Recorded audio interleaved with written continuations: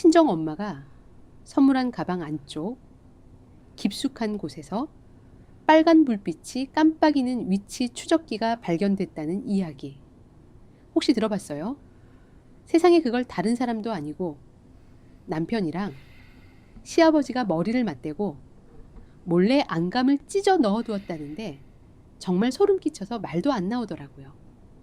겉으로는 아이 같자며 온갖 다정한 척은 다 하더니 뒤에서는 며느리를 짐승처럼 감시하며 덫을 놓고 있었던 거예요. 도대체 사람 탈을 쓰고 어떻게 이런 짓까지 할 수 있는지 한번 드러나 봐요. 향 냄새가 무겁게 가라앉은 장례식장 안다정은 무표정한 얼굴로 제단 한가운데 놓인 영정사진을 응시했다.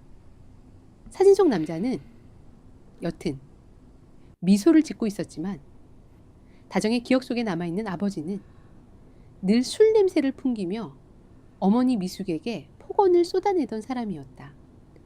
가족을 버리고 떠났던 남자가 15년 만에 시한부 판정을 받고 연락을 해왔을 때 다정은 단호하게 만남을 거절했었다. 피를 나눈 아버지였지만 그녀의 가슴 속에는 옅은 슬픔이나 연민조차 피어나지 않았다. 상복을 입은 다정의 메마른 두 눈을 보며 친척들의 날선 험담이 공기를 갈랐다. 큰아버지는 못마땅한 기색을 숨기지 않으며 혀를 찼다. 그래도 핏줄인데 명색이 장녀가 되어서 눈물 한 방울 안 흘리는구나. 죽은 사람 앞에서 그렇게 독하게 구는 거 아니다. 비수가 되어 날아오는 비난에 다정의 입술이 차갑게 굳어졌다. 반박하려 숨을 들이마시는 찰나 누군가 그녀의 떨리는 어깨를 따뜻하고 단단하게 감싸 안았다. 그녀의 연인인 태진이었다. 태진은 다정을 자신의 품 쪽으로 가볍게 당기며 큰아버지를 향해 정중하면서도 흔들림 없는 목소리로 말했다. 어르신 다정이가 지난 며칠 동안 장례 절차를 혼자 다 챙기느라 지금 많이 지쳐 있습니다. 마음이 너무 아파서 눈물조차 안 나오는 모양이니 부디 너그럽게 이해해 주십시오. 태진의 정중한 방어벽에 큰아버지는 헛기침을 하며 자리를 피했다. 다정은 고개를 들어 태진을 바라보았다. 그는 말없이 다정의 차가운 손을 꽉 쥐어주었다. 그 온기가 다정의 얼어붙은 마음을 천천히 녹이고 있었다. 장례가 모두 끝난 늦은 밤 텅 빈 주차장으로 걸어가며 태진은 다정을 향해 조용히 입을 열었다. 아버지 일로 자책하지 마. 핏줄이라고 해서 무조건 다 용서하고 받아들여야 하는 건 아니야. 용서는 선택이지 의무가 아니니까. 네가 어떤 선택을 하든 나는 항상 네 편에 설 거야. 그 따뜻하고 묵직한 말 한마디가 평생 결혼을 불신했던 다정의 마음을 완전히 허물어뜨렸다. 어릴 적 부모의 끔찍한 불화를 보며 자란 다정은 누군가와 영원히 함께한다는 것을 믿지 않았다. 그저 돈을 벌어 자신을 헌신적으로 키워준 어머니, 미숙에게 효도하며 평온하게 살고 싶었을 뿐이었다. 하지만 태진이라면 달랐다. 세상의 모든 손가락질로부터 자신을 지켜줄 수 있는 사람. 이 남자와 함께라면 결코 무너지지 않을 따뜻한 울타리를 만들 수 있을 것 같았다. 그렇게 다정은 태진이 내민 반지를 받아들였다. 결혼식은 순조로웠고 신혼여행에서 돌아온 다정의 얼굴에는 전례 없던 편안함이 깃들어 있었다. 그리고 맞이한 첫 주말 다정과 태진은 정식으로 인사를 드리기 위해 시댁으로 향했다. 시아버지 동수의 집은 지어진 지 오래된 2층 양옥집이었다. 거실에는 낡았지만 먼지 하나 없이 닦인 가죽 소파가 놓여 있었고 집안 전체에 서늘하고 엄격한 공기가 흐르고 있었다. 동수는 이혼 후 작은 세탁소를 운영하며 태진과 그의 형 민수를 홀로 키워낸 사람이었다. 아내의 외도로 이혼했다는 깊은 상처 때문인지 그의 얼굴에는 세상과 여자를 향한 묘한 불신이 깊게 파인 주름처럼 자리 잡고 있었다. 다정은 그 사실을 태진에게 들어 알고 있었기에 더욱 조심스럽고 깍듯하게 행동하려 애썼다.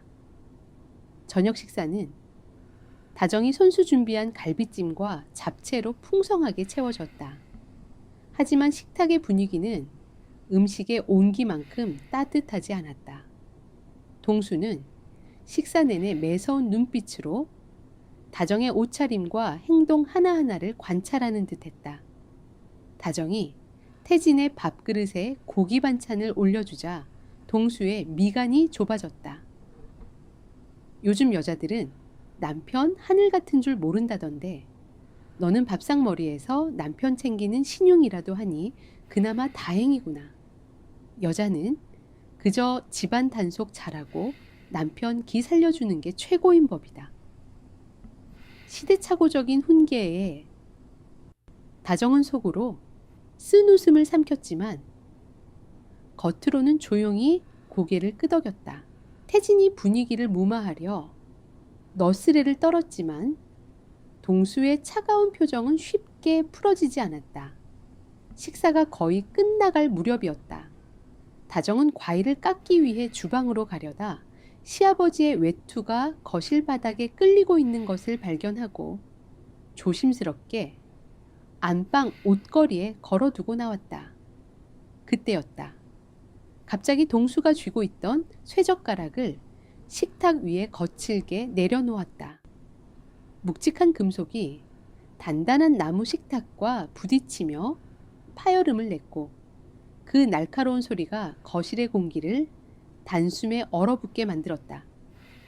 태진과 다정의 시선이 동시에 동수를 향했다. 동수의 매서운 눈동자가 다정의 얼굴에 정확히 꽂혔다. 그 눈빛은 며느리를 보는 것이 아니었다. 세아가, 너 아까 내 안방에 들어갔었지. 다정은 영문을 모른 채 눈을 깜박이며 대답했다. 네 아버님, 겉옷이 바닥에 떨어져 있길래 방 안옷걸이에 걸어두고만 나왔습니다. 동수의 입꼬리가 비틀려 올라갔다. 그는 품에서 낡은 갈색 가죽 지갑을 꺼내어 식탁 한가운데에 신경질적으로 던졌다. 내가 오늘 아침에 은행에서 분명히 5만 원짜리 4장을 찾아 지갑에 넣어두었다. 그런데 방금 확인해 보니 3장밖에 없구나. 오늘 내 방에 발을 들인 사람은 이 집에서 너 하나뿐이지 않으냐. 순간 다정의 머릿속이 하얗게 비워졌다. 숨이 턱 막히는 모멸감이 가슴을 치고 올라왔다. 아버님, 지금 제가 아버님 지갑에 손을 댔다는 말씀이신가요? 저는 정말 옷만 걸어두고 나왔습니다. 다정의 목소리가 억울함으로 미세하게 떨렸지만 동수는 물러서지 않았다. 오히려 그의 두 눈은 명백히 물건을 훔친 도둑을 잡아내려는 취조관의 그것처럼 형형하게 빛났다. 여자의 혀는 믿을 게 못 된다. 내 집안에 도둑 고양이를 들일 수는 없으니 당장 내 주머니와 가방을 열어보아라. 다정의 등줄기를 타고 서늘한 소름이 뱀처럼 기어올랐다. 자신을 완벽하게 보호해 줄 것이라 믿었던 남편 태진을 향해 고개를 돌렸다. 하지만 태진은 창백하게 질린 얼굴로 입술만 달달 떨며 아버지의 폭력적인 억측 앞에 단 한마디의 변명도 내놓지 못한 채 시선을 피하고 있었다. 완벽하다고 믿었던 성 안에서 가장 끔찍한 균열이 시작되는 순간이었다. 거실의 공기는 날이 선 얼음장처럼 차갑게 굳어 있었다. 아버님의 지갑에서 5만 원이 사라졌다는 이유로 며느리를 도둑 취급하는 이 기막힌 상황 앞에서 다정의 두 손은 억울함으로 파르르 떨렸다. 그녀는 가방을 뒤지라는 동수의 모욕적인 요구에 응하는 대신 꼿꼿하게 허리를 세우고 그를 마주 보았다. 그 팽팽한 긴장감을 견디지 못한 것은 오히려 남편 태진이었다. 태진은 안절부절 못하며 자리에서 일어나 황급히 안방으로 향했다. 그리고 잠시 후 그의 손에는 구겨진 5만 웡원 지폐 한 장이 들려 있었다. 태진은 몹시 난처한 얼굴로 바닥을 보며 기어들어가는 목소리로 입을 열었다. 아버지 여기 있습니다. 아까 아버지가 벗어두신 외투 안쪽 주머니에 깊숙이 쑤셔 박혀 있었어요. 그 순간 다정의 굳어 있던 어깨에서 미세하게 힘이 빠져나갔다. 당연한 결과였지만 눈앞에 증거가 나타났으니 시아버지도 자신의 경솔함을 사과할 것이라 기대했다. 그러나 동수는 태진의 손에서 지폐를 낚아채듯 가져가며 미간을 찌푸릴 뿐이었다. 나이가 드니 깜빡깜빡하는구나. 그래도 이렇게 집안에서 찾았으니 망정이지 아니었으면 너는 평생 시애비 돈 훔친 며느리로 의심받을 뻔하지 않았느냐. 억울할 것 없다. 다 오해를 풀자고 한 짓이니. 사과 한마디 없는 뻔뻔한 태도에 다정은 기가 막혀 말문이 막혔다.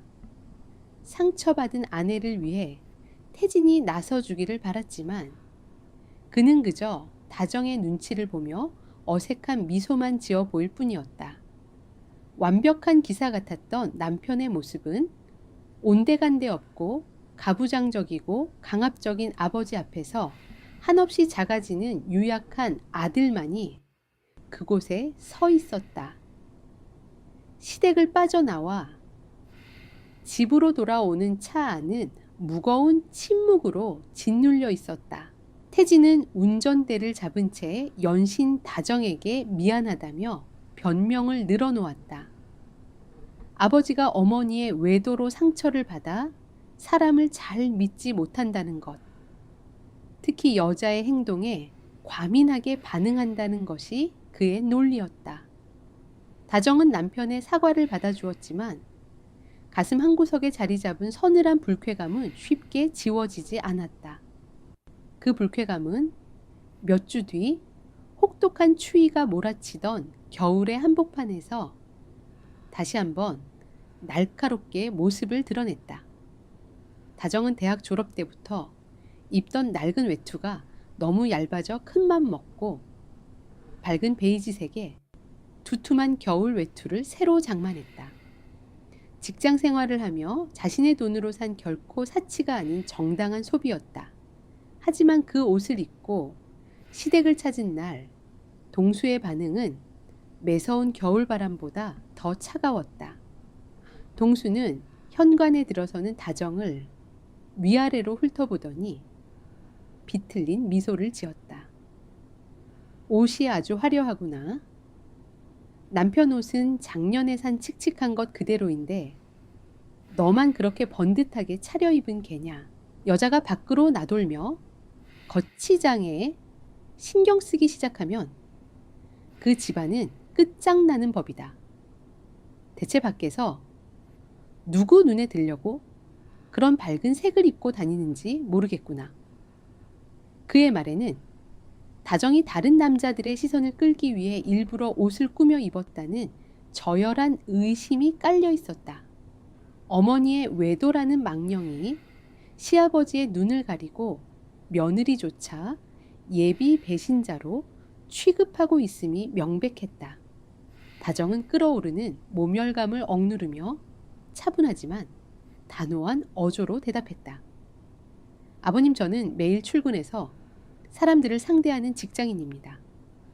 단정하게 입는 것은 제 일에 대한 예의이자 제 자신을 위한 것이지 다른 누구의 눈에 들기 위함이 아닙니다. 그리고 태진 씨 옷은 본인이 필요 없다고 해서 사지 않은 것뿐입니다. 제 정당한 소비를 그런 식으로 왜곡하지 말아주십시오. 며느리의 또렷한 반박에 동수의 얼굴이 붉게 달아올랐다. 그는 숨을 거칠게 내쉬며 중얼거렸다. 말대꾸 한번 매섰구나. 그 여자도 딱 너처럼 말만 청산유수였지. 속으로는 무슨 시커먼 꿍꿍이를 품고 있는지 모를 일이다. 다정은 등골이 오싹해지는 것을 느꼈다. 시아버지가 말하는 그 여자가 남편을 버리고 떠난 시어머니를 지칭한다는 것을 알 수 있었다. 동수의 머릿속에서는 이미 다정과 전처가 동일선상에 놓여 있었다. 다정은 태진을 쳐다보았다. 아내가 이토록 부당한 모욕을 당하고 있는데도 태진은 그저 난처한 표정으로 아버지와 아내를 번갈아 보며 입술만 달싹일 뿐이었다.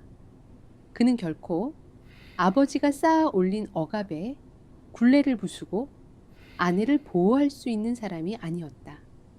다정은 태진의 나약함에 깊은 실망감을 느끼며 입을 굳게 다물었다. 그날 밤 부부의 침실에는 무거운 냉기만이 감돌았다. 등을 돌리고 누운 다정은 쉽게 잠을 이루지 못했다. 자신이 선택한 이 결혼이 과연 안전한 피난처가 맞는지 아니면 또 다른 지옥으로 걸어 들어온 것인지 알 수 없어 혼란스러웠다. 깊은 상념에 빠져 얕은 잠에 들려던 찰나였다.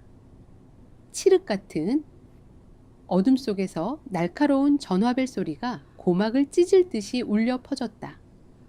새벽 2시. 불길한 시간의 전화에 다정은 반사적으로 몸을 일으켰다. 옆에 누워있던 태진이 황급히 전화를 받았다. 잠결에 짜증이 섞여 있던 태진의 목소리는 수화기 너머의 이야기를 듣자마자 벼락을 맞은 사람처럼 심하게 떨리기 시작했다. 뭐라고요? 형이요. 자동차 충돌 사고라고요. 지금 중환자실에 있다고요. 태진의 얼굴에서 핏기가 가시며 백지장처럼 창백해졌다. 그는 넋이 나간 사람처럼 쥐고 있던 휴대폰을 침대 위로 떨어뜨렸다. 어둠 속에서 태진의 흔들리는 눈동자와 마주친 다정은 심장이 바닥으로 곤두박질 치는 듯한 아찔한 감각이 전신을 휩쓰는 것을 느꼈다. 평온했던 일상을 완전히 박살 내버릴 거대한 비극의 서막이 오르고 있었다.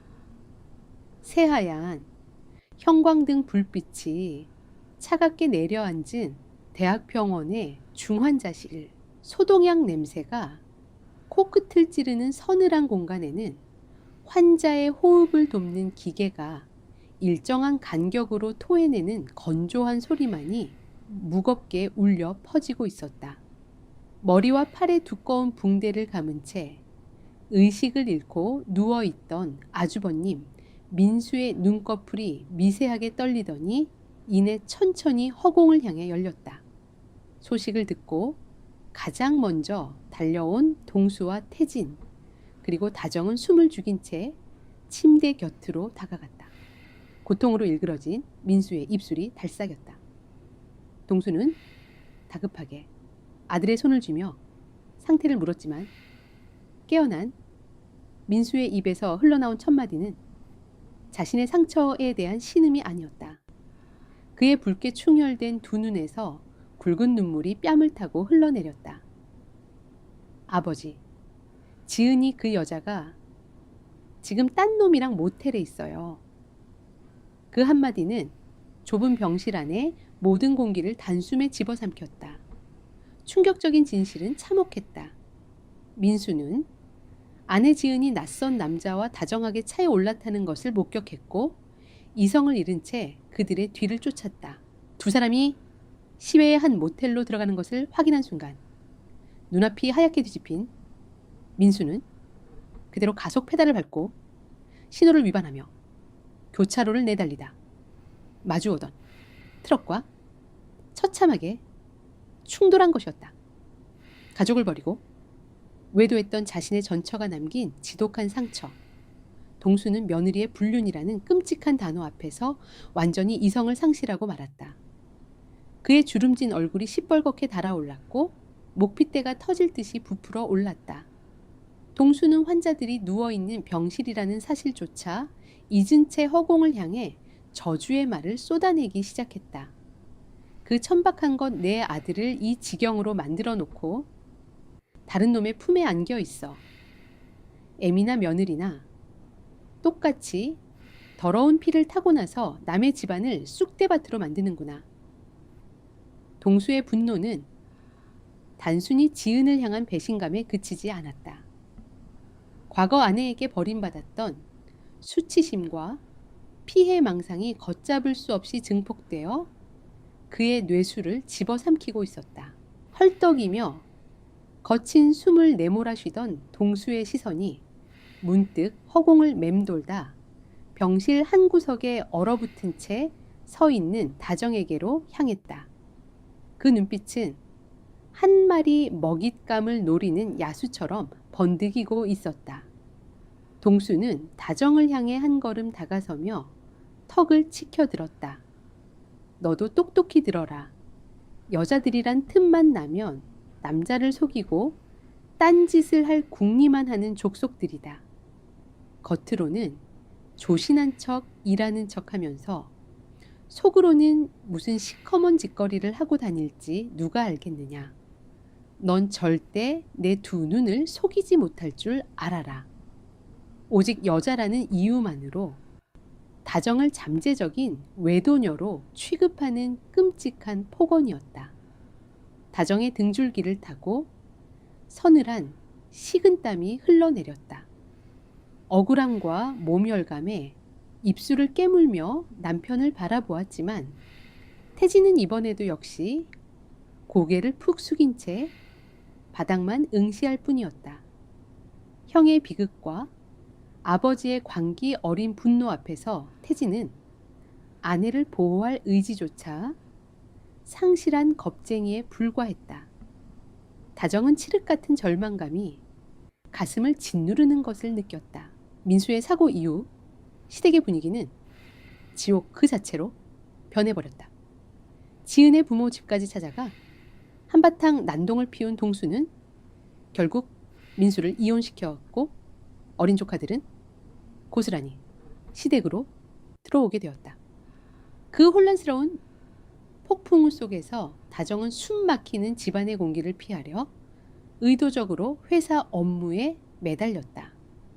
어느 금요일 저녁 다정은 밀린 프로젝트 마감을 위해 부서원들이 모두 퇴근한 사무실에 홀로 남아 야근을 하고 있었다. 모니터 불빛만이 다정의 피곤한 얼굴을 비추고 있던 고요한 시간 내선 전화기가 울리며 정막을 깼다.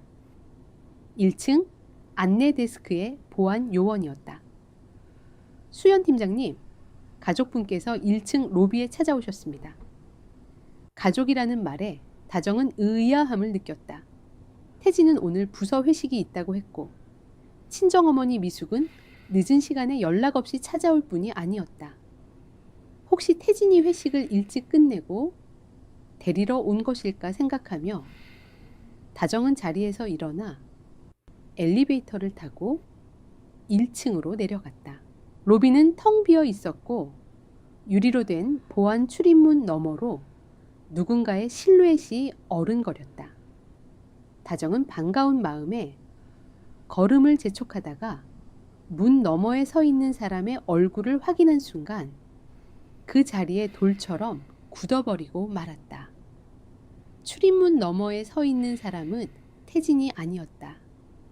시아버지 동수였다.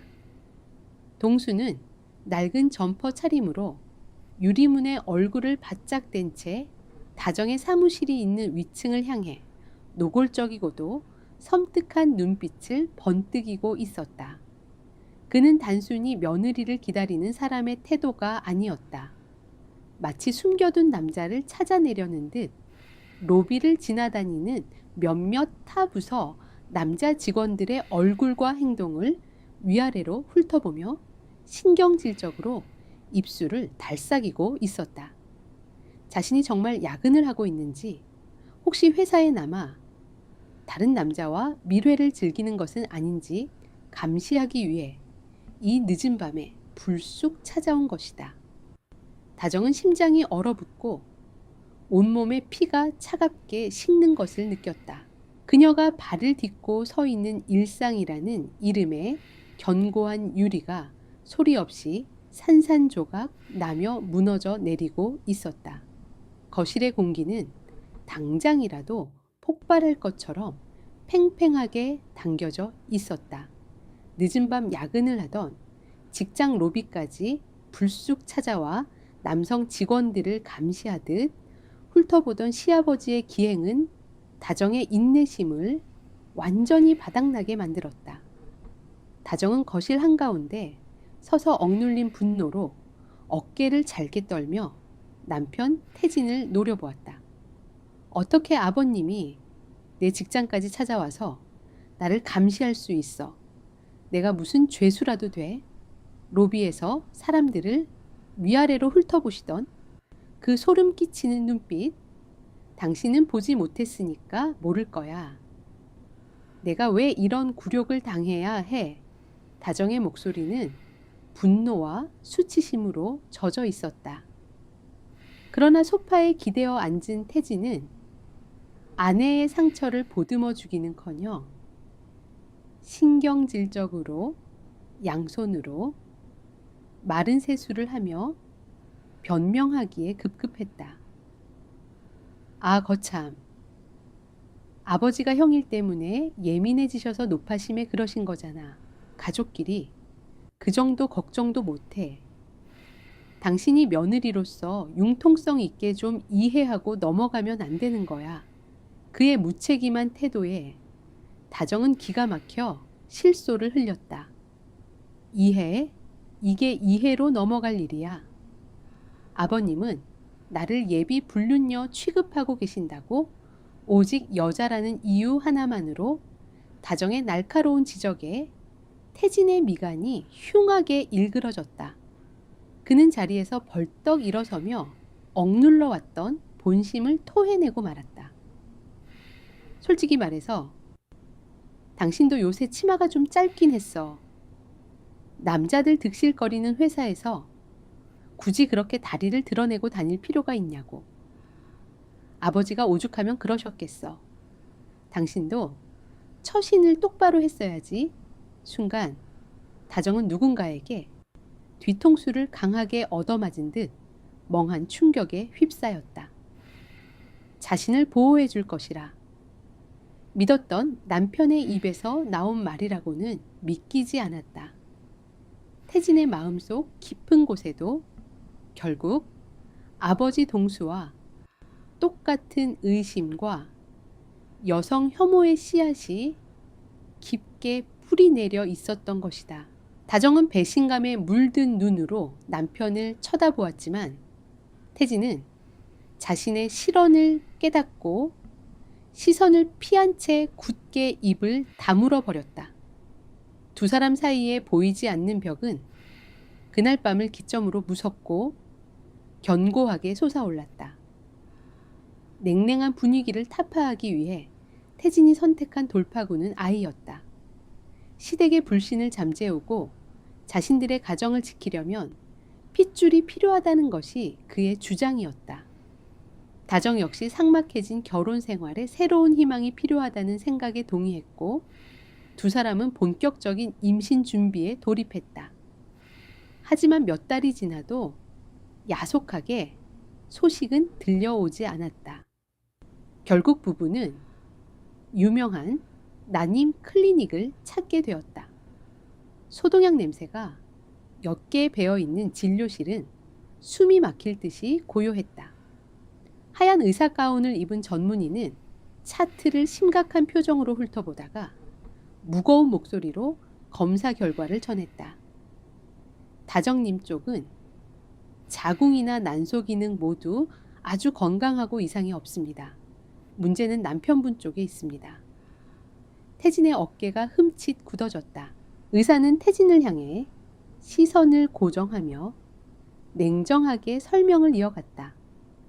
정자의 수화 활동성이 정상 수치에 한참 미치지 못합니다. 이 정도 수치라면 자연 임신은 사실상 불가능에 가깝습니다. 지체하지 말고 바로 시험관 시술을 시작하시는 것을 권해드립니다. 진료실의 공기가 일순간 얼어붙었다. 태진의 얼굴에서 핏기가 완벽하게 가시며 백지장처럼 창백해졌다. 한국의 가부장적인 분위기 속에서 자라온 그에게 남성성의 결여를 의미하는 난임 판정은 사형 선고나 다름없었다. 다정은 남편이 받을 충격을 헤아리며 조심스럽게 그의 손을 쥐어주려 했다. 하지만 태진은 다정의 손길을 혐오스러운 것을 대하듯 거칠게 뿌리쳤다. 그의 눈동자는 심한 몸열감과 열등감으로 심하게 흔들리고 있었다. 남성으로서의 자존심이 바닥까지 산산조각 나는 순간이었다. 병원을 나서는 길태진은 다정에게 한마디도 건네지 않은 채 앞장서서 걸어갈 뿐이었다. 그날 이후 태진의 태도는 눈에 띄게 기괴해지기 시작했다. 그는 자신의 결함을 감추기라도 하려는 듯 시험관 시술 과정에서 다정의 삶을 철저하게 통제하는 것으로 알량한 통제력을 회복하려 들었다. 다정은 스스로 복부에 과배란 주사를 찌르는 고통스러운 나날을 견디고 있었지만 태진의 집착은 그녀의 신체적 고통을 넘어 정신까지 옥죄어 오고 있었다. 어느 늦은 저녁 주방에서 매캐하고 쓴 냄새가 거실까지 짙게 퍼져나왔다. 태진이 가스레인지 불을 끄고는 짙은 갈색의 한약을 사발에 가득 부어 다정의 앞으로 가져왔다. 검고 끈적한 액체는 보기만 해도 숨이 막힐 정도로 무거워 보였다. 마셔. 착상에 좋다는 약재만 골라서 비싸게 지어온 거니까 단 한 방울도 남기지 말고 타 마셔. 명령에 가까운 어조였다. 다정은 인상을 찌푸리며 사발을 들어 올렸지만 쓴맛보다 더 견디기 힘든 것은 자신을 뚫어지게 응시하는 태진의 서늘한 눈빛이었다. 그의 눈동자는 아내를 걱정하는 애정이 아니라 오직 자신의 소유물을 감시하는 맹수 같은 집착만이 일렁이고 있었다. 약을 절반쯤 삼켰을 때 태진이 낮고 차가운 목소리로 덧붙였다. 그리고 내일부터 당분간 회사에서 회식이나 저녁 모임 같은 거 절대 가지 마. 수진 팀장인지 뭔지 그 여자랑도 사적으로 만나서 어울리지 말고 일 끝나면 무조건 집으로 곧장 들어와. 다정은 약을 삼키다 말고 기가 막힌 얼굴로 사발을 식탁 위에 거칠게 내려놓았다. 내 몸은 내가 알아서 조심해. 아무리 시술 중이라도 사회생활이 있는데 어떻게 칼같이 통제를 해? 왜? 내 인간관계까지 당신이 마음대로 끊어내려고 하는 건데. 다정의 반발에 태진은 상체를 앞으로 기울이며 식탁 위로 그림자를 길게 들이웠다. 그의 얼굴은 광기로 일그러져 있었다. 통제 내가 내 아이 지키겠다는데 그게 통제야. 형 꼴 나는 거 두 눈으로 보고도 몰라. 여자는 밖으로 돌며 엉뚱한 사람들과 어울리다 보면 무조건 딴 생각을 하게 되어 있어. 넌 이제 내 아이를 품을 귀한 몸이니까 내 허락 없이는 그 어떤 인간과도 엮이지 마. 알았어. 태진의 입에서 흘러나온 그 섬뜩한 논리는 시아버지 동수가 내뱉던 저주와 완벽하게 일치했다. 다정은 눈앞에 앉아있는 남자가 자신이 사랑했던 다정한 기사가 아니라 아버지의 망상을 그대로 물려받은 또 다른 괴물이라는 사실을 뼈저리게 깨달았다. 그녀를 가두기 위한 보이지 않는 철창이 무겁게 닫히고 있었다. 지방 출장으로 향하는 고속도로 위 빠르게 내달리는 차 안의 공기는 무겁게 가라앉아 있었다. 창밖으로 앙상한 겨울 나무들이 빠르게 스쳐 지나갔지만 다정의 시선은 조수석 컵홀더에 놓인 자신의 휴대전화에만 굳어 있었다. 화면이 연신 밝아지며 남편이라는 두 글자가 끈질기게 떠오르고 있었다. 벌써 15번째 걸려오는 전화였다. 시험관 시술을 위한 과배란 주사 부작용으로 다정의 복부에는 시퍼런 멍이 가득했고 몸은 물먹은 솜처럼 무거웠다. 휴대전화가 뿜어내는 불빛은 마치 그녀의 숨통을 조이는 경고등처럼 느껴졌다. 운전대를 잡고 있던 수진 팀장이 곁눈질로 다정의 창백한 안색을 살피며 조심스럽게 입을 열었다. 다정씨 남편분인가 봐요. 출장 간다고 걱정이 많으신가 보네. 계속 울리는데 얼른 받아봐요. 급한 일일지도 모르잖아요. 수진의 배려 섞인 말에 다정은 마지못해 억지 미소를 지어 보이며 전화를 넘겼다. 마침 고속도로 휴게소 표지판이 보였고 수진은 잠시 쉬어가자며 차를 주차장으로 이끌었다. 다정은 쫓기듯 차 문을 열고 나와 매서운 겨울바람이 몰아치는 야외로 걸음을 옮겼다. 차가운 공기가 폐부를 찌르자 그제야 조금 숨이 쉬어지는 것 같았다. 그녀는 크게 심호흡을 한 뒤 휴대전화를 귓가에 가져다 댔다. 어디야 왜 이렇게 전화를 안 받아? 수화기 너머로 들려오는 태진의 목소리는 다급함을 넘어선 신경질적인 추궁에 가까웠다. 다정은 바람에 헝클어진 머리를 쓸어 넘기며 피곤한 목소리로 대답했다. 지금 휴게소에 잠깐 들렀어. 수진 팀장님이 운전하시는데 옆에서 계속 사적인 전화를 받을 수가 없잖아. 나 지금 놀러 가는 게 아니라 일하러 가는 중이야. 하지만 태진은 다정의 상황 따위는 안중에도 없다는 듯 자신의 할 말만 쏟아냈다. 그 수진 팀장이라는 사람 여자 맞지? 내가 저번에도 물어봤잖아. 정말 여자 둘이서만 가는 거 확실해? 출장 핑계로 다른 남자 직원들이랑 어울려서 술 마시고 돌아다니는 거 아니냐고. 당신 지금 중요한 시기잖아. 내 아이 품어야 할 몸인데 조심해야지. 아이를 핑계로 덧씌워진 그 지독한 의심의 굴레. 다정은 등골을 타고 오르는 끔찍한 오한을 느꼈다. 시아버지 동수가 자신의 직장 로비까지 찾아와 남자 직원들을 감시하던 그 소름가 끼치는 눈빛이 태진의 목소리에 고스란히 겹쳐졌다.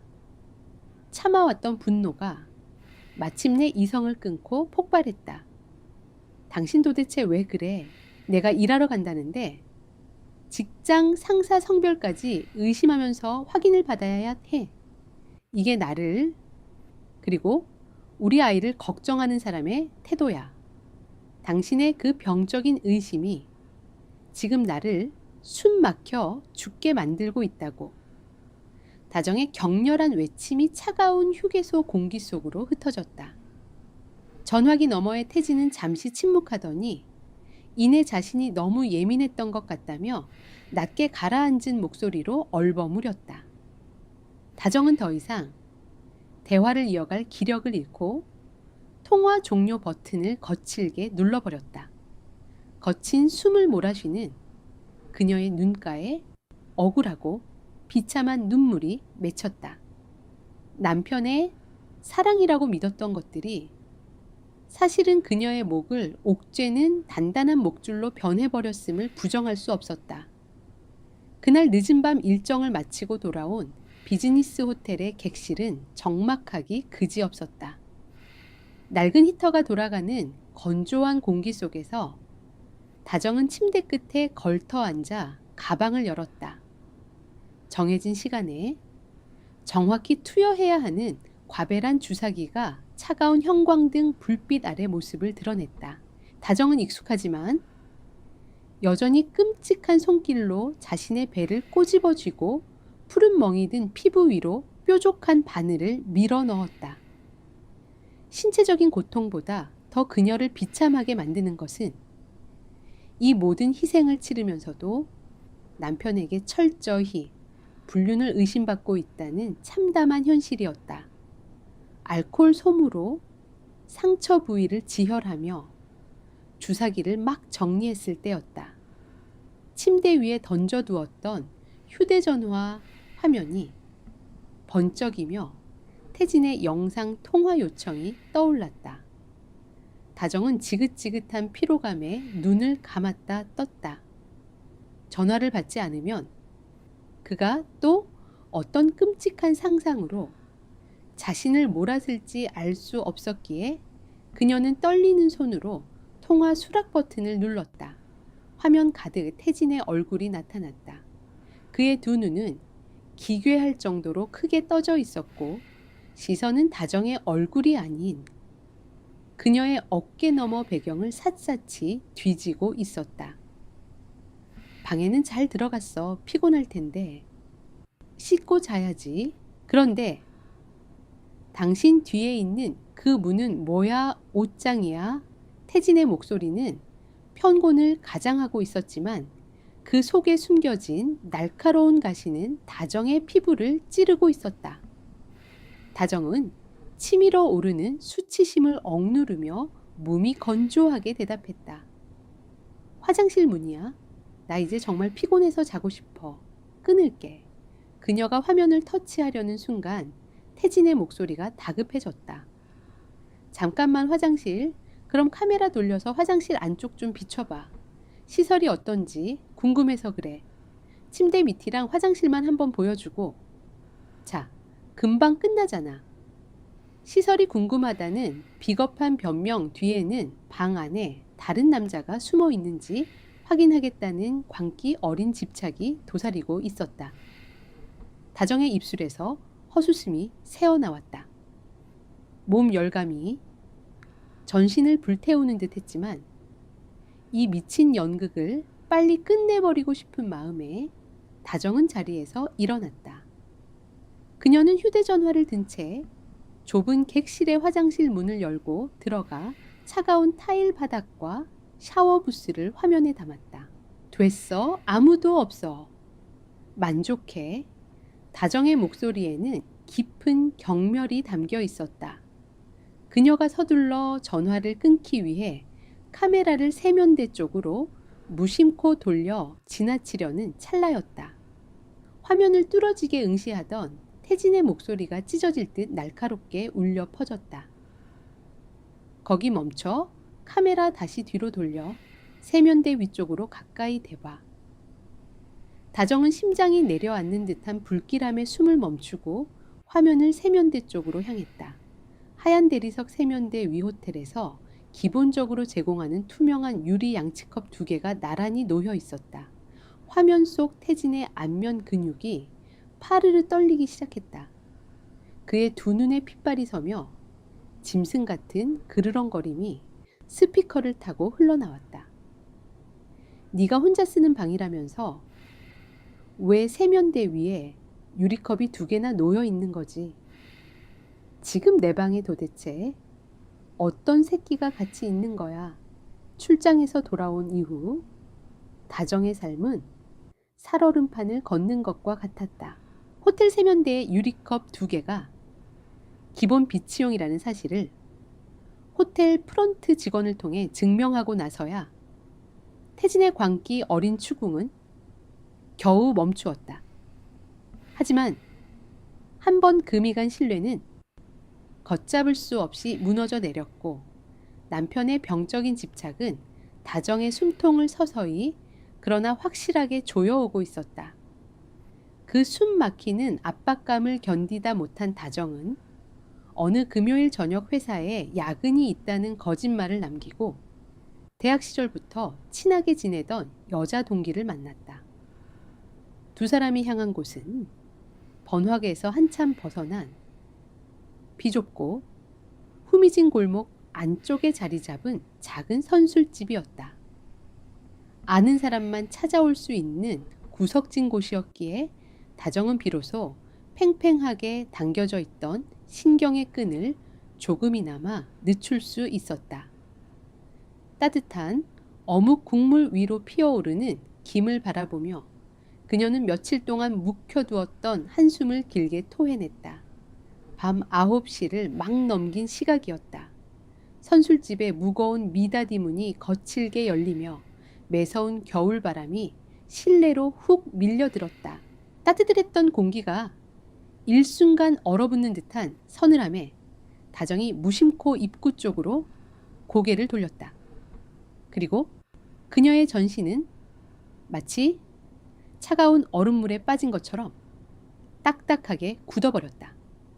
문가에 서 있는 사람은 다름 아닌 남편 태진이었다. 태진의 가슴은 거친 숨을 몰아쉬듯 크게 위아래로 들썩이고 있었다. 그의 두 눈은 핏발이 선 채로 술집 안을 미친 듯이 훑어내렸다. 구석진 테이블에 앉아있는 남자 손님들의 얼굴을 하나하나 확인하고 그들의 시선이 어디를 향하는지 집요하게 파헤치는 그 기괴한 눈빛은 도저히 정상적인 남편의 것이 아니었다. 다정의 심장이 갈비뼈를 부수고 나올 듯이 격렬하게 뛰기 시작했다. 번화가도 아닌 외진 골목길의 선술집까지 그가 어떻게 알고 찾아왔단 말인가. 태진의 시선이 마침내 구석 테이블에 앉아있는 다정과 그녀의 친구에게 꽂혔다. 그는 안면 근육을 억지로 끌어올려 소름 끼칠 정도로 부자연스러운 미소를 지어 보이며 성큼성큼 다가왔다. 여보 야근한다더니 여기서 뭐해? 몸도 안 좋은 사람이. 태진의 목소리는 다정함을 가장하고 있었지만 그 속에는 숨길 수 없는 서늘한 분노가 도사리고 있었다. 다정의 친구는 갑작스러운 남편의 등장에 당황한 기색을 숨기지 못하고 어색하게 인사를 건넸다. 다정은 마른 침을 억지로 삼키며 최대한 태연한 척 목소리를 쥐어짜냈다. 당신이 여긴 어떻게 알았어? 회사가 이 근처도 아닌데. 그녀의 날카로운 질문에 태진은 한치의 망설임도 없이 대답했다. 근처의 거래처 사람 만나러 왔다가 우연히 창문 너머로 당신이 보이길래 들어왔지. 시술 준비하느라 약 먹는 사람이 이렇게 술집에 앉아 있으면 어떡해. 내가 당신 걱정돼서 잠이 오겠어. 명백한 거짓말이었다. 이 선술집은 큰 길에서 비좁은 골목을 3번이나 꺾어 들어와야만 찾을 수 있는 곳이었고 밖에서는 불투명한 유리창 때문에 내부의 사람을 식별하는 것이 불가능했다. 다정의 등줄기를 타고 식은땀이 비 오듯 쏟아졌다. 태진은 다정의 팔목을 강하게 움켜쥐며 자리에서 일으켜 세웠다.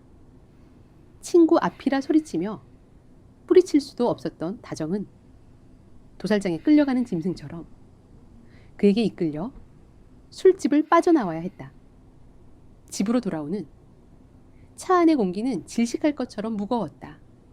가로등 불빛만이 규칙적으로 차창 안을 훑고 지나갈 뿐 태진은 운전대를 잡은 채 단 한마디도 하지 않았다. 다정은 흔들리는 조수석에 앉아 핸드백 속에 넣어둔 자신의 휴대전화를 몰래 꺼냈다. 화면 밝기를 최하로 낮춘 채 그녀는 떨리는 손가락으로 위치 추적 애플리케이션이나 의심스러운 프로그램이 깔려 있는지 샅샅이 뒤졌다. 하지만 아무것도 발견할 수 없었다. 휴대전화가 아니라면 도대체 어떻게 자신의 위치를 정확하게 알아냈단 말인가. 보이지 않는 거대한 거미줄에 꽁꽁 묶여버린 듯한 공포가 다정의 이성을 마비시키고 있었다. 아파트 현관문을 열고 들어서자마자 다정은 극심한 피로와 공포를 이기지 못하고 곧바로 안방으로 향했다.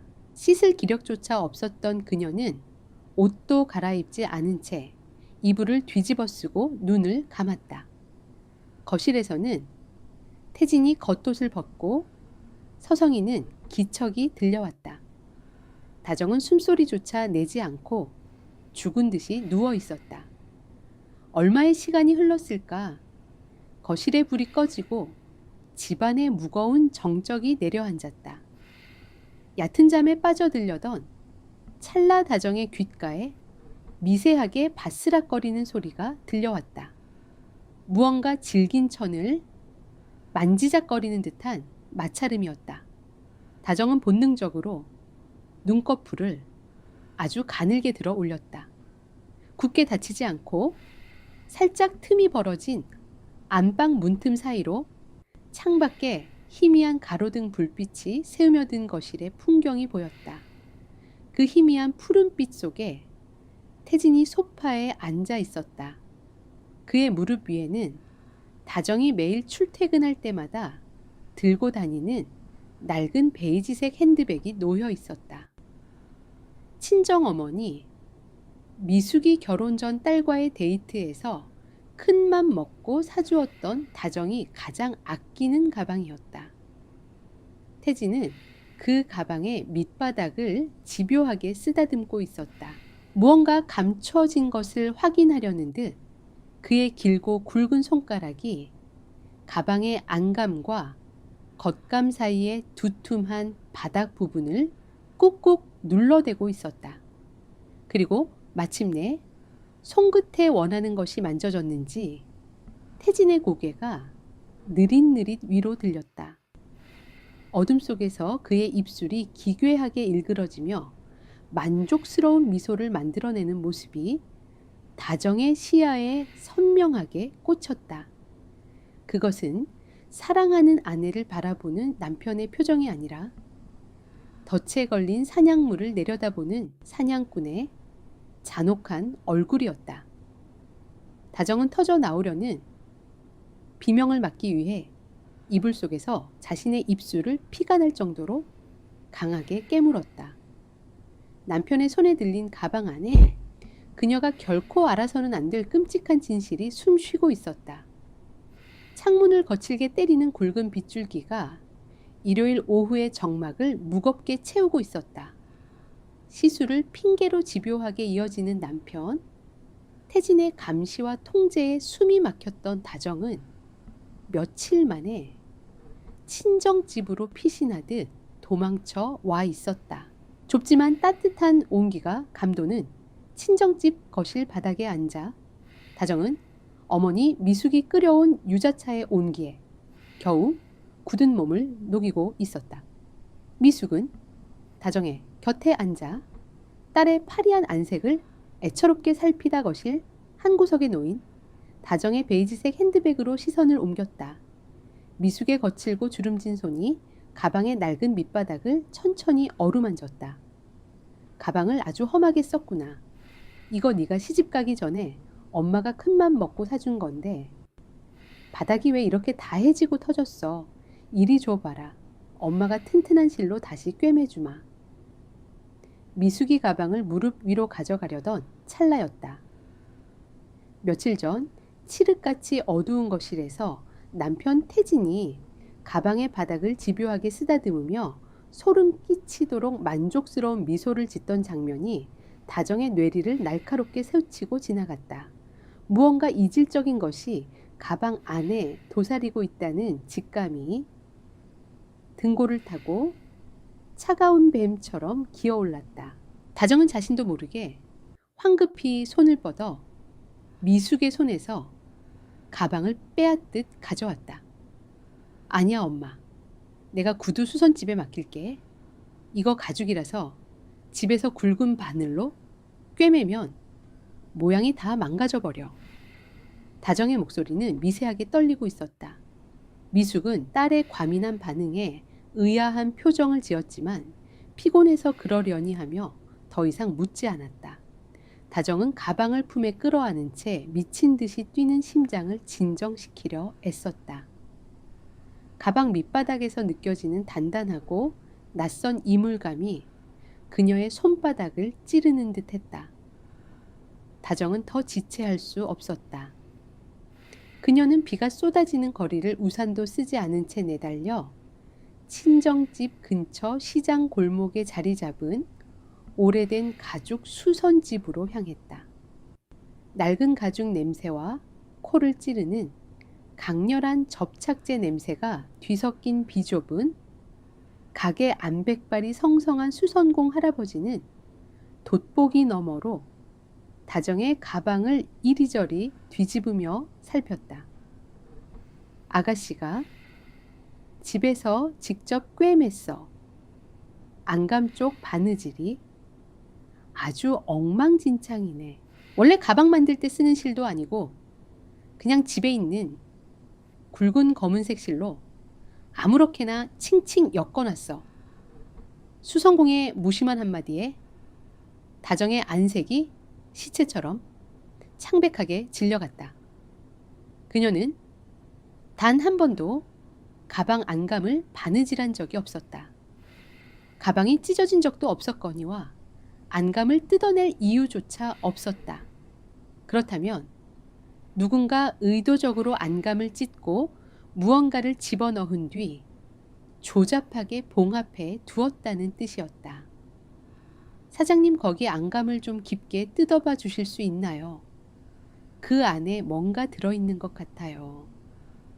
다정의 간절하고 떨리는 부탁에 수성공은 고개를 갸웃거리며 날카로운 커터 칼을 집어들었다. 가죽과 천이 거칠게 잘려나가는 서늘한 파열음이 좁은 가게 안에 공기를 찢었다. 수성공이 두꺼운 안감 사이로 거친 손가락을 깊숙이 집어넣더니 이내 미간을 깊게 찌푸리며 중얼거렸다. 뭐가 이렇게 딱딱해? 누가 보조 배터리 같은 걸 부적처럼 숨겨놨네. 그 순간 다정의 온몸에 흐르던 피가 차갑게 얼어붙는 것 같았다. 수선공의 손에 이끌려 가방의 깊은 어둠 속에서 마침내 모습을 드러낸 물건은 낡은 유리 진열장 위로 무거운 마찰음을 내며 떨어졌다. 다정의 시선이 그 물건에 닿는 순간 그녀의 호흡이 완전히 멈춰버렸다. 검은색 절연 테이프로 겹겹이 꼼꼼하게 감겨있는 작은 정사각형의 기계였다. 성인의 엄지손가락 2마디 정도 되는 그 검고 흉측한 덩어리 한가운데서 아주 미세한 붉은색 LED 불빛이 일정한 간격으로 섬뜩하게 깜박이고 있었다. 그것은 다정의 일거수일투족을 감시하는 악마의 붉은 눈동자 같았다. 이거 그 텔레비전에서나 보던 위치 추적기 같은데 요새는 심부름 센터 같은 데서 남편이나 아내 뒷조사할 때 이런 걸 쓴다고 하더라고. 수성공의 말이 아득하게 멀어지며 다정의 귓가를 울렸다. 머릿속에서 거대한 폭발이 일어난 것처럼 이명이 윙윙거렸다. 번화가에서 멀리 떨어진 좁고 복잡한 골목길의 선술집을 태진이 어떻게 단 한 번에 오차도 없이 찾아냈는지, 밤마다 어두운 거실에 홀로 앉아 왜 가방 바닥을 어루만지며 짐승처럼 만족스러운 미소를 지었는지, 직장 로비에 불쑥 찾아와 남자 직원들을 감시하던 시아버지 동수의 광기 어린 눈빛이 왜 그토록 자신만만했는지, 모든 퍼즐의 조각들이 피가 거꾸로 솟을만큼 완벽하고 끔찍하게 맞춰지는 순간이었다. 다정은 구역질이 치밀어 오르는 것을 참기 위해 입을 틀어막았다. 자신이 매일 출퇴근할 때마다 어깨에 메고 다니던 이 낡고 소중한 가방이 남편과 시아버지가 합작하여 만든 지독한 감옥이었다는 사실에 전신이 사시나무처럼 떨렸다. 그들은 다정의 일상을 낱낱이 도청하고 위치를 추적하며 그녀를 완벽한 통제 아래 두고 조롱하고 있었던 것이다. 붉게 전멸하는 추적기의 불빛을 내려다보며 다정의 눈동자 속에서 두려움과 절망의 눈물이 말라붙었다. 그리고 그 자리를 대신 채운 것은 인간에 대한 최소한의 연민조차 사라져버린 맹렬하고 서늘한 증오였다. 그녀는 천천히 진열장 위로 손을 뻗어 그 검은 기계를 꽉 움켜쥐었다. 살이 에이는 듯한 고통 속에서 다정은 자신을 올가맨 이 더러운 덫을 완벽하게 부수어 버리겠다고 조용히 맹세했다. 삭막하고 차가운 공기가 흐르는 경찰서 민원실의 풍경은 다정의 지옥 같은 현실만큼이나 비정하게 느껴졌다. 형사는 다정의 맞은편에 앉아 낡은 책상 위 비닐 지퍼백 안에 담긴 흉측한 검은 덩어리를 볼펜 끝으로 가리켰다. 결론부터 말씀드리면 저희가 가진 데이터베이스와 대조해본 결과 시중에서 유통되는 초소형 위치 추적 장치가 맞는 것으로 보입니다. 안타깝게도 이런 장비는 온라인에서 누구나 쉽게 구할 수 있어서 특정하기는 어렵습니다. 정확한 범인을 잡으려면 국립과학수사연구원에 보내 지문 감식을 의뢰해야 하는데 결과가 나오기까지는 최소 며칠 이상 소요될 겁니다. 형사의 사무적인 설명이 다정의 귓가를 스쳐 지나갔다. 그녀는 고개를 끄덕였지만 사실 그녀에게 범인이 누구인지는 더 이상 의문의 여지가 없었다. 다정의 머릿속에서는 이미 두려움이 증발하고 그 자리를 얼음장처럼 차가운 분노가 완벽하게 채우고 있었다. 당장 집으로 달려가 남편의 멱살을 잡고 모든 것을 쏟아내고 싶은 충동이 목구멍까지 차올랐지만 다정은 입술을 깨물며 그 감정을 억눌렀다. 단순히 소리치고 분노하는 것은 너무나 쉬운 복수였다. 다정은 그들이 자신에게 안겨준 지독한 몸열감과 배신감을 몇 배로 되돌려주기로 결심했다. 그들의 손으로 직접 자신들의 무덤을 파게 만들고 그 구덩이 속으로 스스로 걸어 들어가는 모습을 제 두 눈으로 똑똑히 지켜볼 생각이었다. 다정은 형사에게 조사를 정식으로 의뢰하고는 아무 일도 없었다는 듯 태연한 얼굴로 경찰서 문을 나섰다. 그날 저녁 집안에는 된장찌개가 구수하게 끓는 냄새와 다정의 칼질 소리만이 규칙적으로 울려 퍼지고 있었다. 퇴근하고 돌아온 태진은 샤워를 마친 뒤 식탁에 앉아 신문을 뒤적이고 있었지만 그의 눈은 글자가 아닌 다정의 뒷모습을 향해 불안하게 흔들리고 있었다.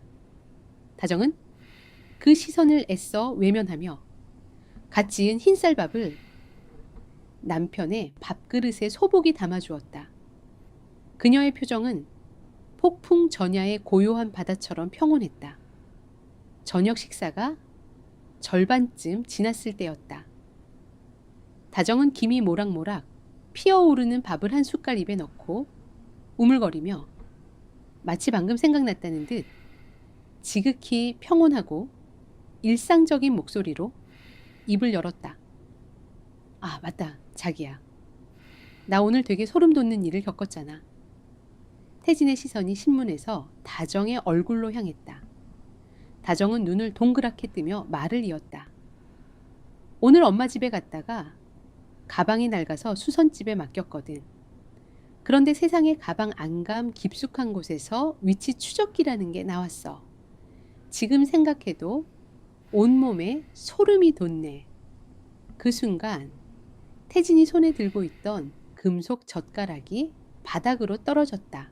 타일 바닥과 부딪힌 젓가락이 날카로운 파열음을 내며 거실의 정적을 갈랐다. 태진의 얼굴에서 핏기가 빠른 속도로 가시며 밀랍 인형처럼 새하얗게 변해갔다. 그는 떨리는 손으로 물컵을 집어들었지만 그 손길이 너무나 불안정하여 컵 안의 물이 출렁거렸다. 다정은 남편의 격렬한 반응을 못 본 척 천연덕스러운 연기를 이어갔다. 너무 무서워서 바로 경찰서에 가서 신고하고 왔어. 형사님이 그러는데 국과수에 보내서 지문 감식하면 누가 설치했는지 금방 알아낼 수 있대. 우리 엄마가 선물해준 소중한 가방에 감히 누가 이런 짓을 했는지 잡히기만 해봐. 절대로 용서 안 할 거야. 지문감식이라는 단어가 태진의 마지막 이성의 끈을 끊어버린 듯 했다. 그는 거의 경련에 가까운 움직임으로 자리에서 일어나더니 식은땀이 흐르는 이마를 짚으며 횡설수설하기 시작했다. 경찰 아니. 뭐 그런 걸 가지고 굳이 경찰까지 불러 그거 며칠이나 걸린다고 했다며 범인이 누군지도 모르는데 당신 무서워서 어떻게 기다려? 그냥 도로 못 찾아오나. 차라리 내가 아는 사설 탐정업체 같은데 맡겨줄게.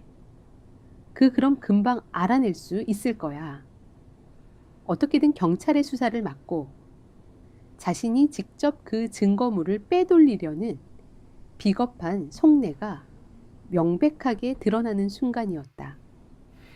다정은 속으로 차가운 미소를 흘리며 단호하게 고개를 저었다. 아니야. 난 그래도 국가기관이 더 믿음직스러워. 며칠이 걸리든 끝까지 기다려서 범인 얼굴 꼭 볼 거야. 다정의 단호한 태도에 태진은 더 이상 아무 말도 하지 못하고 넋이 나간 사람처럼 자신의 방으로 들어가 버렸다. 그날 이후 며칠 동안 태진은 살아있는 시체나 다름없었다. 그는 밤마다 잠을 이루지 못하고 거실을 서성였고 회사에 있는 다정에게 몇 번이나 전화를 걸어 경찰에게서 연락이 왔는지 초조하게 물어보았다. 그리고 마침내 다정이 기다리던 결정적인 순간이 찾아왔다. 그날도 태진이 잠 못 이루고 뒤척이던 새벽 2시였다. 다정은 죽은 듯이 숨을 죽인 채 잠든 척을 하고 있었다. 잠시 후 태진이 침대에서 조심스럽게 몸을 일으켜 살금살금 거실로 나가는 기척이 느껴졌다. 다정은 눈을 번쩍 떴다. 그녀는 침대 협탁 위에 놓여있던 자신의 휴대전화를 집어들고 망설임 없이 통화녹음 애플리케이션을 실행시켰다. 안방 문틈으로 거실에서 애써 목소리를 낮춰 통화하는 태진의 목소리가 새어 들어오고 있었다. 수화기 너머의 상대는 분명 시아버지 동수일 터였다. 아버지 다정이가 전부 경찰에 넘겼어요. 그 기계에서 아버지 지문이라도 나오면 우리 둘 다 끝장이라고요. 애초에 아버지가 저한테 그런 아이디어를 주신 거잖아요. 전 아버지 아니었으면 가방 안에 위치 추적기 같은 거 숨길 생각까지 안 했을 거란 말이에요. 그것도 아버지가 직접 넣어서 조잡하게 박음질까지 해주신 거잖아요. 저 진짜 너무 불안해서 잠도 안 와요. 다정이가 뭔가 다 눈치챈 것 같은데 저한테 아무 말도 안 하니까 더 미치겠다고요.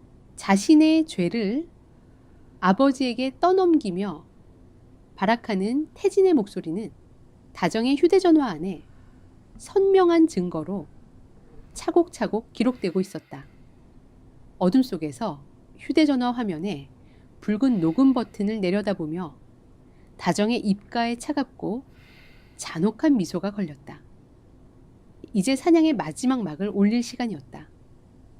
전화가 끊어지고 칠흑 같은 어둠이 내려앉은 거실에는 패배감에 젖은 태진의 거친 숨소리만이 유령처럼 떠다니고 있었다. 모든 것이 끝났다는 절망이 그의 어깨를 무겁게 짓눌렀다. 아버지를 향한 원망과 아내를 향한 두려움이 뒤섞여 그의 머릿속을 헤집어 놓았다. 그때였다. 거실의 모든 조명이 일제히 켜지며 어둠을 칼로 베어내듯 몰아냈다. 갑작스러운 빛의 공격에 태진이 반사적으로 눈을 가늘게 떴다. 그리고 그의 시야에 들어온 광경은 그의 심장을 그대로 얼어붙게 만들었다. 안방 문 앞에 다정이 서 있었다. 그녀의 손에는 싸늘한 빛을 반사하는 휴대전화가 들려 있었고 그 입계는 그가 며칠 밤낮으로 악몽 속에서 보았던 차갑고 잔혹한 사냥꾼의 미소가 걸려 있었다. 태진이 무언가 말을 하려 입을 떼기도 전에 다정은 아무 말 없이 휴대전화의 재생 버튼을 눌렀다. 잠시 후 거실의 고요한 공기를 찢으며 방금 전 그 자신이 내뱉었던 비겁하고 절박한 목소리가 스피커를 통해 선명하게 흘러나왔다.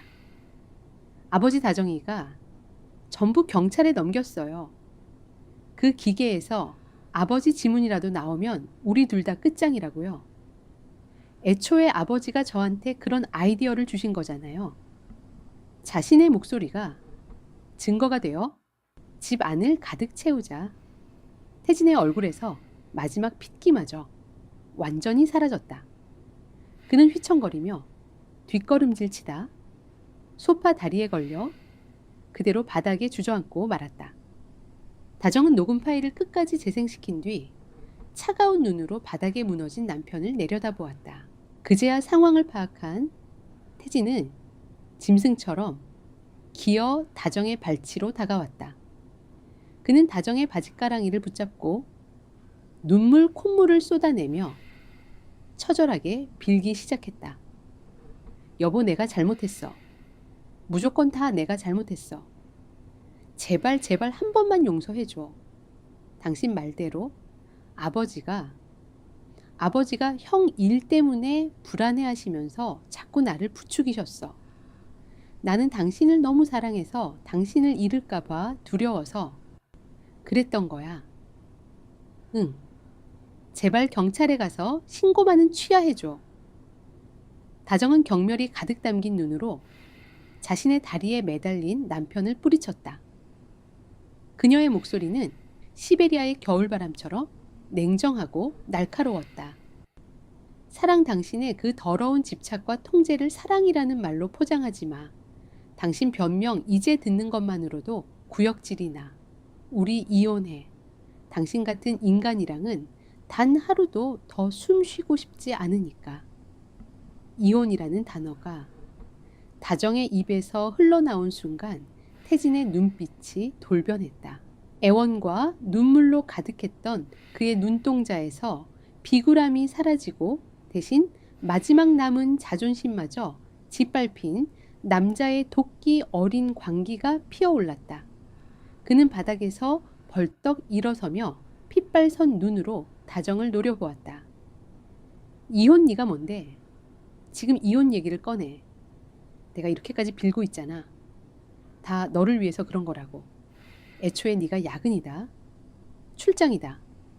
밖으로 나돌면서 틈을 보이니까 내가 이럴 수밖에 없었던 거 아니야. 태진은 자신의 모든 죄를 다정에게 뒤집어 씌우며 고함을 질렀다. 그 추악한 본색에 다정이 경멸의 미소를 짓자 이성을 완전히 상실한 태진은 오른손을 번쩍 들어 올렸다. 찰나의 순간이었다. 다정이 반응할 틈도 없이 육중한 손바닥이 공기를 가르는 둔탁한 마찰음과 함께 그녀의 왼쪽 뺨을 거세게 후려쳤다. 다정의 고개가 세차게 돌아갔고 뺨 전체가 불에 댄 듯 하는 듯한 통증이 번졌다. 귓가에서 날카로운 이명이 윙윙거렸고 입 안에서 비릿한 피맛이 느껴졌다. 너무나 갑작스러운 폭력 앞에 다정은 숨을 쉬는 법조차 잊어버린 채 그 자리에 얼어붙었다. 자신이 저지른 짓에 잠시 놀란 듯했던 태진은 이내 자신의 손바닥을 내려다보며 원망스러운 목소리로 다정을 향해 으르렁거렸다. 거봐, 네가 나를 이렇게 만들었어. 그냥 조용히 용서해달라고 할 때 용서했으면 이런 일도 없었잖아. 그 순간 다정에 얼어붙었던 이성이 분노와 함께 폭발했다. 그녀는 터질 듯한 통증이 느껴지는 뺨을 감싸 쥔 채 가장 가까이 있던 대리석 탁자 위에 청자화병을 집어들었다. 그리고 망설임 없이 바닥에 그대로 내리쳐 박살을 냈다. 요란한 파열음과 함께 화병이 산산조각 나며 날카로운 사기 파편들이 사방으로 튀었다. 그것은 태진이 더 이상 자신에게 다가오지 못하도록 막는 처절한 경계선이었다. 내 몸에 손대지 마. 이 짐승만도 못한 인간아. 다정은 핏기 없는 입술로 증오를 씹어뱉으며 뒷걸음질 쳤다. 태진이 날카로운 파편들을 보며 주춤하는 사이 그녀는 뒤도 돌아보지 않고 현관문을 향해 달려나갔다. 얇은 실내복 차림이었지만 혹한의 겨울밤 추위 따위는 느껴지지 않았다. 그녀는 맨발로 차가운 복도를 내달려 엘리베이터 버튼을 미친 듯이 누르며 지옥이 되어버린 자신의 집에서 벗어나기 위해 발버둥쳤다. 다음 날 아침 굳게 닫힌 친정집의 현관문이 부서져라. 두드리는 거친 소리가 아파트의 고요한 복도를 가득 메웠다. 밤새 뜬 눈으로 퉁퉁 부은 딸의 뺨을 어루만지며 곁을 지켰던 어머니 미숙은 문 밖에 선 이들이 누구인지 직감하고 조용히 자리에서 일어났다. 다정의 얼굴이 공포로 새하얗게 질렸지만 미숙은 딸의 어깨를 단단히 감싸주며 나지막이 속삭였다. 아무 걱정 말고 방 안에 있어라. 이제부터는 이 엄마가 내 방패다. 그 목소리에는 이전의 연약함이라곤 찾아볼 수 없는 강철 같은 결의가 서려 있었다. 미숙은 망설임 없이 현관으로 향했다. 문을 열자 밤새 무슨 일이 있었냐는 듯 뻔뻔하고 오만한 얼굴을 한 동수와 태진이 서 있었다. 그들의 눈에는 반성의 기미라고는 찾아볼 수 없었다. 오히려 자신의 소유물을 되찾으러 온 채권자처럼 기세등등했다. 태진이 먼저 입을 열었다. 장모님 부부싸움은 칼로 물베기입니다. 제가 어젯밤에는 실수를 좀 했지만 그래도 남의 집 귀한 딸을 이렇게 잡아두시면 안 되죠. 다정이 데리러 왔습니다. 그 옆에 서 있던 동수가 혀를 차며 거들었다. 원래 여자는 좀 맞아야 남편 무서운 줄 아는 법이다. 내 아들이 오죽 답답했으면 손찌검까지 했겠는가. 사동께서 중간에서 이러시면 집안 망신만 커질 뿐이니 어서 다정이나 내보내시게. 미숙은 그들의 파렴치한 언사의 대꾸조차 하지 않았다. 그녀의 얼굴은 분노나 슬픔을 넘어선 모든 감정이 사라진 무표정한 상태였다. 미숙은 조용히 몸을 돌려 부엌으로 향하더니 낡은 스테인리스 양푼에 수돗물을 가득 받았다. 그리고는 찬장에 있던 굵은 소금을 한 움큼 집어넣어 거칠게 휘저었다. 소금 알갱이가 차가운 물속에서 서걱거리며 녹아내렸다. 동수와 태진이 영문을 모른 채 현관에 서서 미숙의 기이한 행동을 지켜보고 있을 때였다. 미숙은 소금물이 가득 담긴 양푼을 들고 다시 현관으로 돌아왔다.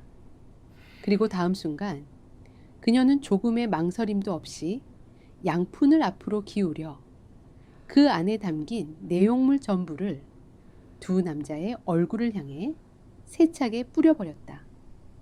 얼음장처럼 차가운 소금물이 두 남자의 얼굴과 온몸으로 세차게 쏟아졌다. 예상치 못한 습격에 태진과 동수는 비명조차 지르지 못하고 숨을 헉 들이켰다. 눈을 따갑게 파고드는 소금기에 그들이 고통스럽게 얼굴을 문지르는 순간 미숙의 입에서 평생 억눌러 왔던 분노가 용암처럼 터져나왔다.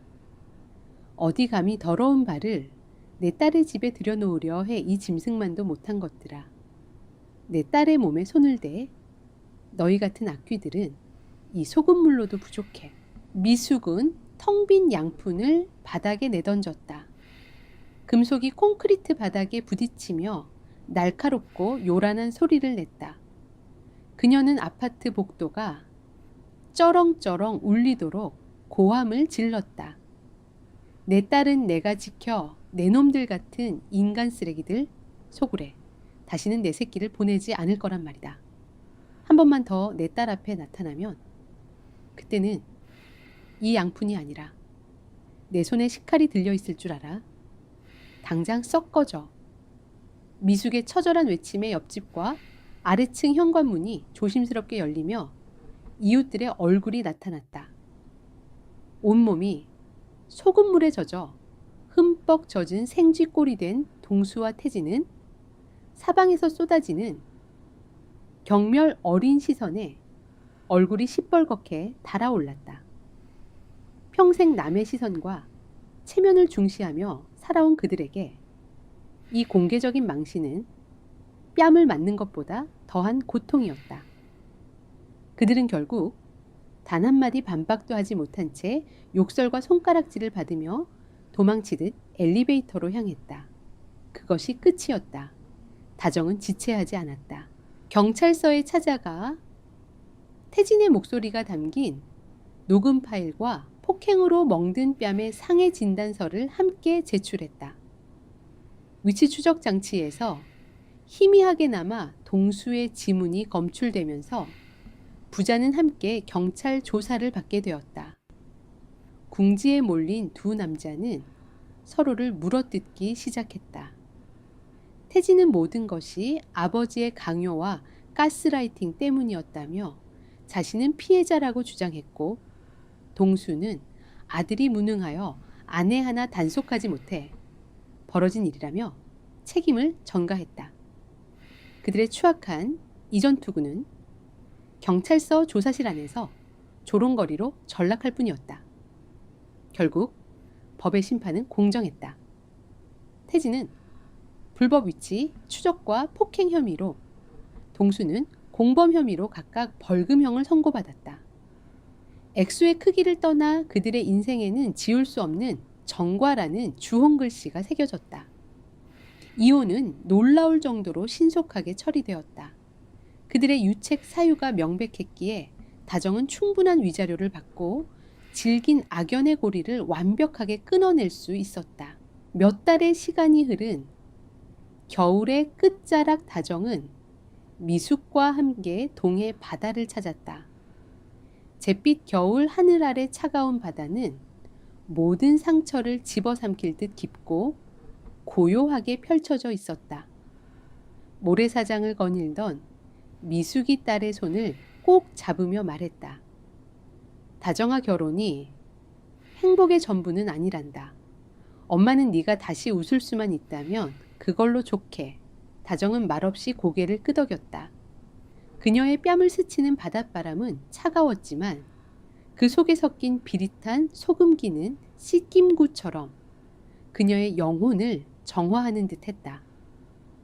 지옥 같던 시간은 지나갔고 흉터는 남았지만 그녀는 무너지지 않았다. 이제 그녀 곁에는 그 어떤 폭풍으로부터도 자신을 지켜줄 세상에서 가장 단단하고 따뜻한 방패가 있었다. 다정은 어머니의 손을 마주 잡으며 저 멀리 희미하게 동이터 오는 수평선을 향해 조용히 미소 지었다. 진정한 사랑은 집착이나 통제가 아닌 그저 묵묵히 곁을 지켜주는 온기라는 것을 그녀는 비로소 깨닫고 있었다.